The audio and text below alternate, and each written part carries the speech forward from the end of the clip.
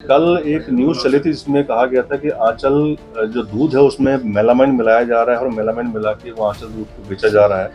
तो उसके क्लैरिफिकेशन के लिए आज प्रेस वार्ता बुलाई गई है। तो आंचल, जैसा कि मैंने बताया, कि एक सहकारी ब्रांड है। हम लोग अपने जो ग्रामीण क्षेत्रों में दूध उत्पादक है उनसे हम लोग दूध प्रोक्योर करते हैं और उसको यहाँ प्रोसेस करने के बाद हम लोग दूध को सेल करते हैं। तो किसी भी प्रकार से मेलामाइन यहाँ नहीं मिलाया जाता है। मेलामाइन मिलाना जो है दंडनीय अपराध है। मेलामाइन एक हानिकारक केमिकल है, उसको नहीं मिला सकते हैं किसी भी प्रकार से। तो ये मैं आश्वस्त करना चाहता हूँ सभी को कि आंचल की हमारी जितनी भी डेयरीज हैं प्रदेश के अंदर, उसमें किसी भी प्रकार से मेलामाइन का इस्तेमाल नहीं किया जाता है। मेलामाइन चूंकि एक प्रतिबंधित केमिकल है, मेलामाइन नहीं मिला जा सकता है। हाँ, लेकिन मेलामाइन की एक सीमा है जो फूड सेफ्टी एक्ट के अंतर्गत दी गई है कि 2.5 पार्ट पर मिलियन, 1 मिलियन में 2.5 पार्ट जो है मेलामाइन हो सकता है।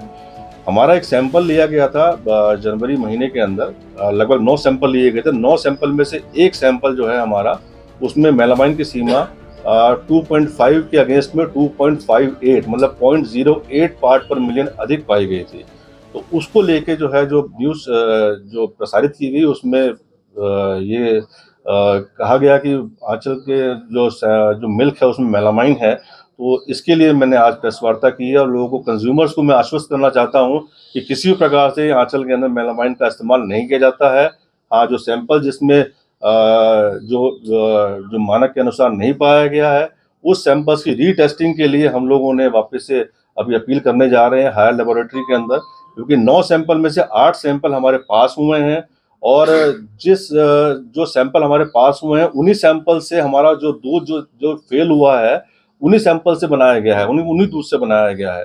तो इसी प्रकार हम देख रहे हैं कि जो जिस दूध से जो हमारा गोल्ड दूध बनाया गया है, जो जिसमें मेलामाइन की मात्रा अधिक दिखाई गई है, उनमें तो मेलामाइन की मात्रा नील है, और गोल्ड दूध जिस पर सैंपल में मेलामाइन की मात्रा अधिक दिखाई गई है उसमें मेलामाइन मार्जिनली ज़्यादा है। तो एक तरह से ये कंट्रोवर्शियल स्थिति उत्पन्न हो गई है। तो इसके लिए रिक्वेस्ट हम कर रहे हैं कि हायर लेबोरेटरी के अंदर हम लोग इसकी दूध की जांच कराई जाए वापस।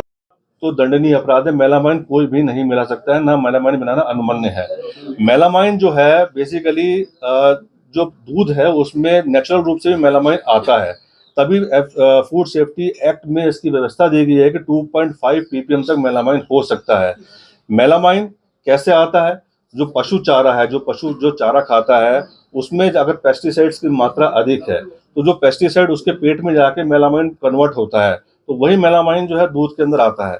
तो इसलिए उसकी मानक की मात्रा दी गई कि 2.5 ppm तक मेलामाइन हो सकता है।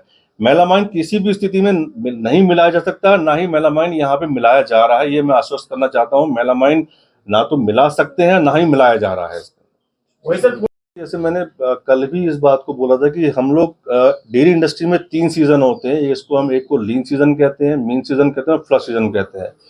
फ्लश सीजन में जैसे आज की तारीख में हमारे पास फ्लश सीजन है।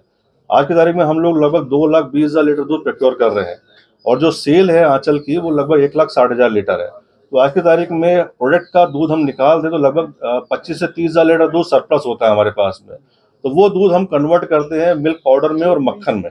ये खाली आंचल ही नहीं करता है, प्रदेश के जितने भी ब्रांड हैं, चाहे आप अमूल को ले लीजिए, चाहे मदर डेयरी को ले लीजिए, चाहे जो भी ब्रांड को आप ले लीजिए, टेंडेंसी यही होती है कि फ्लश सीजन के दूध को हम कन्वर्ट करेंगे पाउडर में और मक्खन में, और उस दूध को हम यूज करेंगे लीन सीजन में और मीन सीजन के अंदर।